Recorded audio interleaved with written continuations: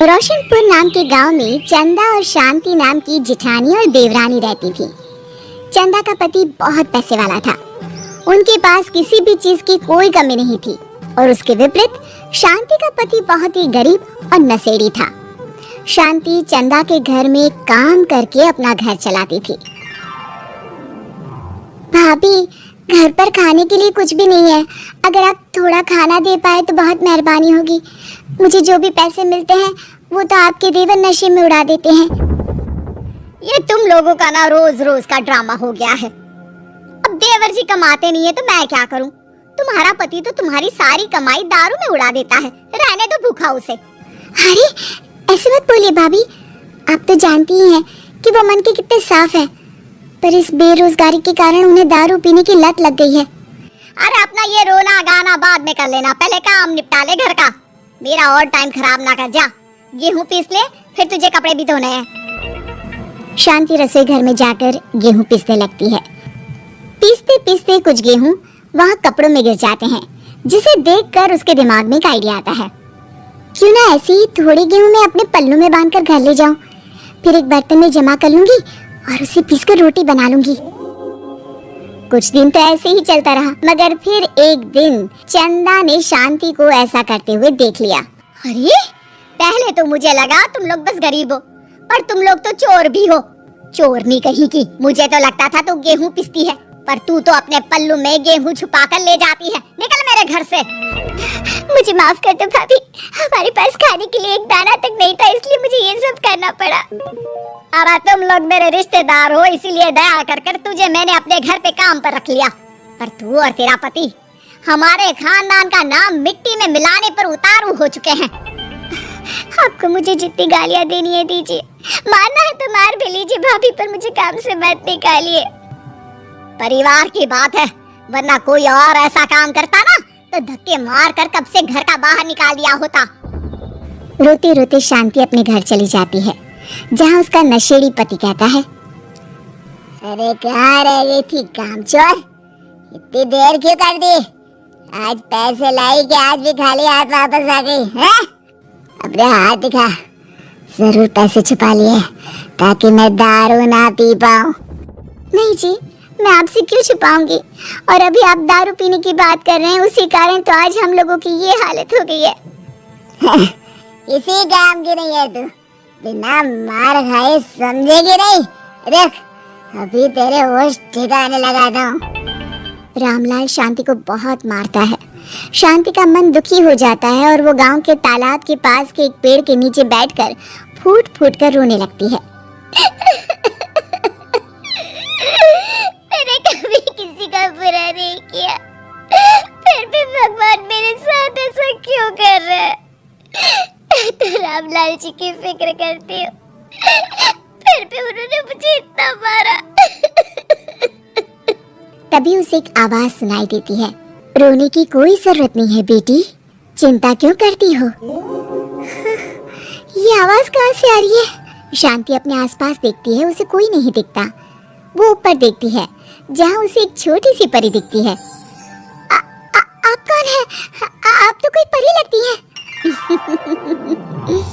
हाँ बेटी, मैं इसी पेड़ पर रहती हूँ। मैंने तुम्हारी सारी बात सुनी, अब तुम्हें फिक्र करने की कोई जरूरत नहीं। अपनी आंखें बंद करो। शांति आंखें बंद करती है और जादुई परी अपनी छड़ी घुमाती है। उसकी छड़ी घुमाते ही पेड़ के सारे पत्ते सुनहरे रंग के हो जाते हैं। परी उनमें से एक पत्ता तोड़ लेती है और फिर से अपनी छड़ी घुमाती है, जिसके कारण सारे पत्ते पहले की तरह साधारण से दिखने लगते हैं। आंखें खोलो बेटा। लो, इस पत्ते को ले जाकर अपने तकिए के नीचे रख देना। ये तो एक साधारण पत्ता है, इससे क्या होगा? ठीक है, अगर आप कहती हैं तो मैं इसे रख लेती हूँ। शांति उस पत्ते को लेकर अपने घर जाती है और अपने कमरे में तकिए के नीचे रखकर सो जाती है। सपने में उसे वही पेड़ वाली जादुई परी दिखाई देती है। बोलो शांति, क्या चाहिए तुम्हें? मैं चाहती हूँ हम बहुत अमीर हो जाए और मेरे पति नशा करना छोड़ दे, उन्हें कोई काम भी मिल जाए। कल जब तुम सुबह नींद से जागोगी, तुम्हारी इच्छा पूरी हो गई होगी। अगली सुबह शांति नींद से जागती है। अपने आसपास का नजारा देखकर चौंक जाती है।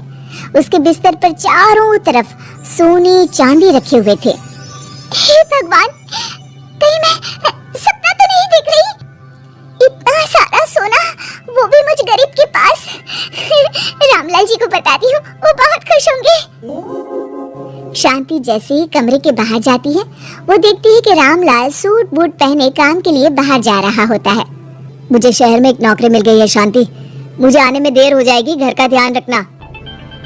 और इस तरह शांति बहुत अच्छा जीवन बिताने लगती है। उसके पास अब किसी भी चीज की कमी नहीं रह जाती। रातों रात शांति के पास आए इतने पैसों को देखकर उसकी जेठानी उससे पूछती है, अरे क्यों रे शांति, कहीं बड़ा हाथ मारा है क्या?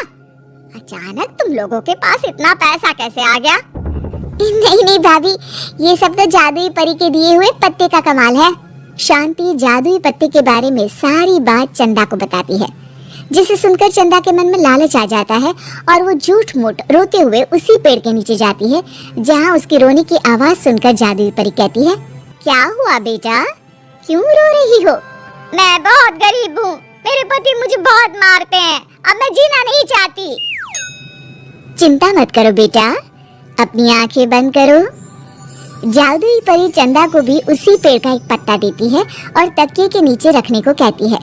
चंदा उस पत्ते को लाकर अपने तकिए के नीचे रख लेती है और अगली सुबह जब उठती है तो उसके कमरे में चारों तरफ सांप बिच्छू रहते हैं। अरे बचाओ बचाओ, कोई मुझे बचाओ, ये कैसा पत्ता है जिसे लाने के बाद उस गरीब शांति के पास तो इतना सारा सोना आ गया और मेरे चारों तरफ ये सांप बिच्छू, अरे कोई बचाओ।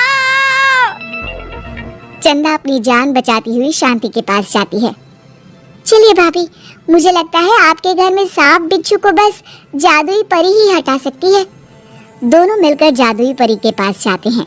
ये सब तुम्हारे बुरे इरादों का नतीजा है चंदा। तुम झूठ मूठ बस पैसे के लालच के कारण यहाँ आकर रो रही थी, इसीलिए तुम्हें जादुई पत्ते ने उसकी सजा दी। अरे मुझे माफ कर दीजिए जादुई परी, मेरे मन में लालच आ गया था। अरे शांति, तुम भी मुझे माफ कर दो, मैंने तुम्हारे साथ बहुत गलत किया है, फिर भी तुम मेरी मदद के लिए आई। चंदा को अपनी गलती का एहसास हो जाता है, इसलिए जादुई परी उसके घर से सारे सांप बिच्छू को गायब कर देती है। चंदा और शांति आपस में मिलजुल कर रहने लगती हैं।